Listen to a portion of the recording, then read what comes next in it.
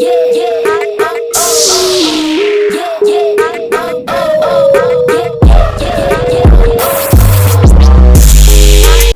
up? What's happening? What's popping? What's going on, everyone? Welcome back to another great episode of Simone with the Sports.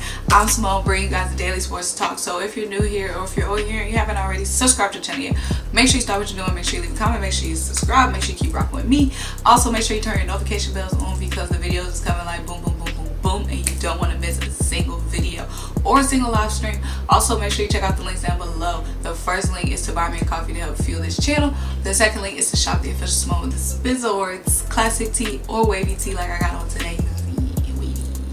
Wavy. The last link is to subscribe to our podcast, Tough Calls with me and Dylan. Have some of your favorite sports analysts, reporters, former and current athletes, and coaches chop it up with us on the podcast. So if you don't want to miss out on any of that conversation, make sure you subscribe to that podcast. But guys, let's get into the video today. Okay, first of all, I'm back in the studio. You already know what I'm seeing. You guys know I was out in Miami just the other day. I was out in Miami. Now I'm back in the stew, back to reality, you know what I'm saying, back to business, okay, period. So I'm back in the stew. I know I got a lot of new subbies. This is what my usual stew looks like, you know what I'm saying, not the trees, not the birds chirping, you know, the studio, you know, being professional. But in this video, guys, we're going to be talking about the outside corner position. Now, guys, you guys know before the draft, my biggest concern for the Eagles was not wide receiver. My biggest concern was outside corner, and then wide receiver was right here. So it was two big concerns. Both of them had me big stress, but outside corner had me big stress. Wide receiver had me big stress, but outside corner had me big stress, okay? And obviously great, wonderful. We got DEVONTA Smith, an offensive changing, game changing wide receiver. You know what I'm saying? Opening things up not just for Hurst, not just for Rager, but Miles Sanders as well, so he can get some real natural running lanes. You know what I'm saying? When you got some real receiving core out there. But guys, we did not address the outside corner position until the 4th round when we got Zech Mcphearson, cornerback out of Texas Tech. Now, like I said, I'm gonna repeat this stat. Zech Mcphearson, according to Pro Football Focus, was top 4 in corners versus Power 5 wide receivers. He was top 4. He was top 4. He was 4, but he was still top 4. Caleb McFarley was on the Caleb Farley and Patrick SURTAIN was on that list, but Zech was number 4 out of all corners against Power 5 wide receivers. Okay, put some respect on Zech. But the thing is Zech gonna be ready day 1 to be a starting outside corner? Right now, we only have 2 locks at the corner position. That's Darius and that's Avonte Maddox in the slot. Now, hopefully, Avonte Maddox. Okay. The only sure guys we have right now at the cornerback position, sure starting guys, is Darius and Avonte Maddox in the slot. As of right now, and I'm gonna go through our corner depth chart, but as of right now, obviously Avonte Maddox is best in the slot. He's best in those nickel positions. But if we don't address the outside corner opposite of Darius Avonte Maddox, undersized Avonte Maddox, might have to roam outside of the slot and might have to play outside corner sometimes. And that ain't pretty, like we know, because we've seen it before with Avonte Maddox. That's not pretty. So in this video, I'm talking about an option for us to sign as an outside corner, and that's Steven Nelson. He was released by the Steelers because the Steelers said, you know, we ain't trying to give you, well, it was a whole little thing. He was like, the Steelers released him before he was able to negotiate his price tag. But obviously the Steelers was just ready to move on from Steven. Steven is saying, like, Steven is like the Jadeveon Clowney of last free agency. He's saying he's like, I had a lot of talks with a lot of teams, but nobody is talking that bread that I want. But obviously, you know, it's starting to trickle down. It's starting to get closer and closer to, you know, the time where it's time to kind of make those cuts. We still have Zach Ertz on the roster. Steven Nelson, the longer it takes for him to sign with a team, the cheaper his price tag is going to be. So some of you guys might be saying the Eagles don't have enough bread to sign Steven Nelson, but if we can wait out just long enough for where he's like, okay, dang, somebody sign me, then we can sign him for cheaper than he wants right now. Right now we have about a $5 million in cap space. Zach Ertz is still on the roster. If we release Zach Ertz, if we're able to trade him at the right time in June, then that will free up $8 million in cap space for us. Now, we do still have to sign some rookies. So let's say we do get Zach Ertz we do get the $8 million cap space back from Zach Ertz. And let's say we got $13 million now. The $5 million, we already have the $8 million we recouped from Zach Ertz. That's $13 million plus some assets that we might get back from Zach Ertz as well.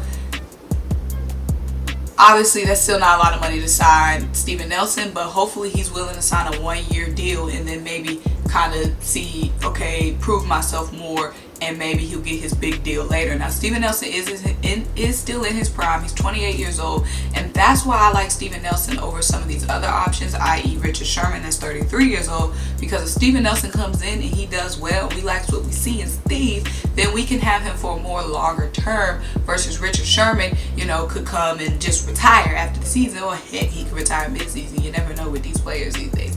So I like the Richard Sherman option, but he's kind of like my last resort. I would like to have Steven Nelson over Richard Sherman, but let me get into the depth chart right now of our corner position. So right now we have Darius Slay, we have Michael Jacquet.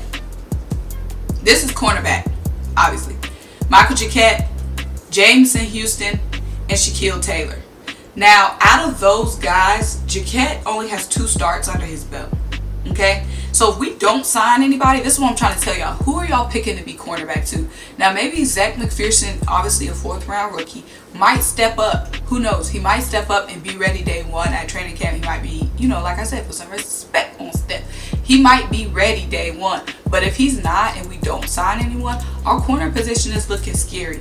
Now, cornerback 2, obviously Slay is cornerback 1. That's the depth chart behind him. But at quarterback 2, we have Craig James. Now, the only reason why Craig James is starting in this depth chart above Zech, now, I have Zech beat. If we don't sign anybody, I have Zech day 1 being the starting outside corner opposite of Slay, because I have him as the most talented guy in this group. Behind Zech, we'll have Kevin Seymour. Now, Kevin Seymour has the most starts out of everybody, but he has 0 starts with the Eagles. He played with the Bills and he played with the Panthers, and he has 5 starts in 3 years between them, but he has 0 starts with the Eagles. So y'all, I see Zech stepping up over these 2 guys at cornerback 2. Now, obviously in the slot, we'll have Avonta Maddox, but Howie Roseman said after the draft that he's not done building this roster, and obviously there's still free agency, there's still some trades that can be made, but I think Steven Nelson is going to be our best bet when it comes to age, experience, and talent. When you bundle in all of those 3, because Richard Sherman, he has the experience, he has the talent, but that age maybe got me a little bit nervous. But let me read off some of Steven's I'm gonna read off some of Steven's stats. Now, with Steven, he's really good in man coverage. Obviously, our new defensive coordinator, Jonathan Gannon, he's a little bit more a zone guy, so it's not 1,000% sure how Steven will fit, you know, in that zone scheme, given that he's a really good man guy. But hey, you know, he's gonna be better than Craig James. But let's read off his stats. So he spent 4 seasons with the Kansas City Chiefs. He started in 2016. He started all 15 games with the Chiefs. He started all 15 games in the past 2 seasons with the Steelers. He had 4 interceptions in 2018. That was his career high interceptions. He had 2 interceptions last season. He had 58 tackles. His career high tackles was in 2016 with Kansas City. He had 59 solo tackles, 65 combined tackles. Last season with Pittsburgh, he had 43 solo tackles. He had 48 combined tackles. In 2016, he did have 1 QB hit. That was his only QB hit for his career. Tackles for loss in 2020, he had 2 tackles for loss with the Pittsburgh Steelers. 2016, again, his career year, he had 4 tackles for loss. Losses with the Kansas City Chiefs.